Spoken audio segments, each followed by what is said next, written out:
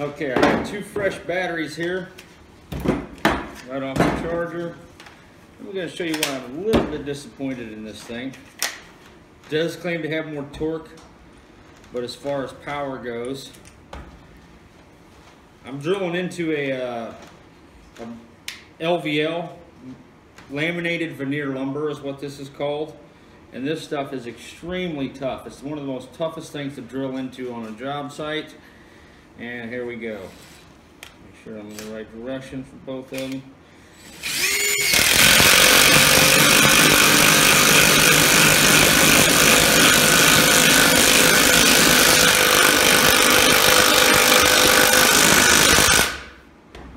And that's slightly sunk in. You can see the Dewalt definitely kicks some ass. Okay, so I just did the math, and if you have 1,000 of those bolts to drill and it takes you 7.13 seconds to drill them, you're looking at 1.9 hours to drill 1,000 of those lag bolts at a rate of 7.13 seconds. Now, using the Rockwell at 11 seconds, you're looking at 3.2 hours to drill the same 1,000 screws. So this is why I'm kind of weird when it comes down to seconds. I look at things on a bottom line perspective. After the math's been done, how long does this take? Not like per step here, but that's 1.3 hours longer. So my boss would have to pay me an additional $60 an hour for that 1.3 hours to drill that same 1,000 screws had I used the Rockwell versus the Dewalt. So 4.6 seconds is pretty expensive, actually. It's about 60 bucks per 1,000 screws. So if you look at it that way, that Rockwell's kind of a piece of junk. After they told me it had more power, more torque. But I don't know, it's not the worst thing in the world. It still works great for taking a car apart. Just don't think it's going to have more power sometimes when you're looking at these specifications. These numbers are kind of tricky, and sometimes they are intentionally presented in an ambiguous light. So you got to do a little bit of math sometimes to really figure it out. Okay, so the acronym that I was looking for is called Unit Watts Out. That is basically what Dewalt uses to rate their tools, and that's a lot more honest representation of the power of a tool. The tool we were observing was, okay, now it's not exactly showing that.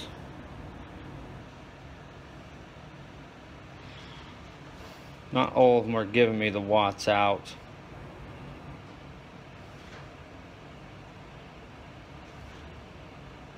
Some of these things are on the order of 400 watts out. So, for instance, a Dewalt hammer drill is 460 UWOs, which they have equated to 620 inch-pounds of torque. I don't think that's a very good representation, but anyway, the 460 UWOs is basically just 460 watts is the wattage of that tool. It's not giving me the wattage of the impact here that I'm seeing, unless I'm just blind, but up above right here, this figure. So that's a more honest representation. This particular tool obviously has a lower unit or UWO, but a higher torque, which is very possible. I know that seems like there's some kind of mathematical injustice there, but it's all pretty sound. It's not unusual to see figures be moved around like that.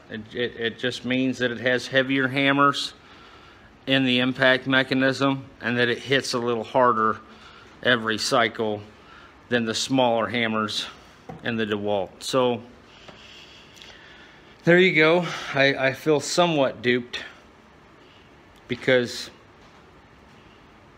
I felt like I was going to get a more powerful tool here wattage wise, but it's actually a little bit slower than the Dewalt by 4.6 seconds. Now imagine if you're going to do 1,000 bolts in a day, which is very common. A little bit quicker on the removal. That is hot. So I'm going to try this big piece of treated lumber as well.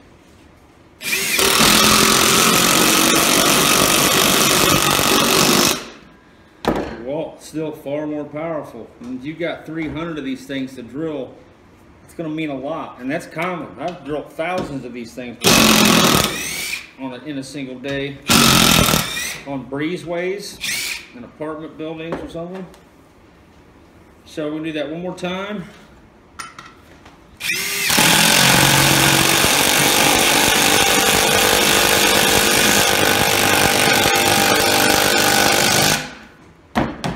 Dewalt clearly. Now we're going to do it to where they got to be sunk in. Go. I'm going to sink the heads.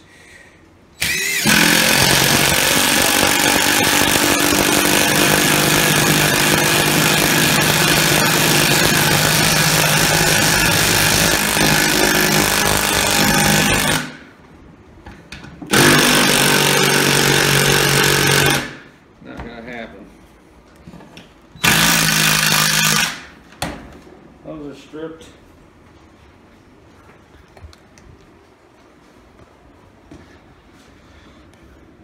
That's how compact this stuff is, though. They're still sticking above just a little bit, but this stuff's just so pressurized and full of glue that it's set.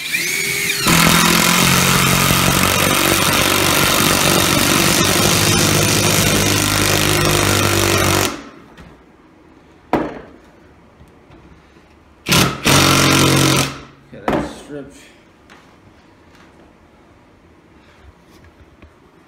Yeah, them are both definitely flushed. That one's actually sunk in.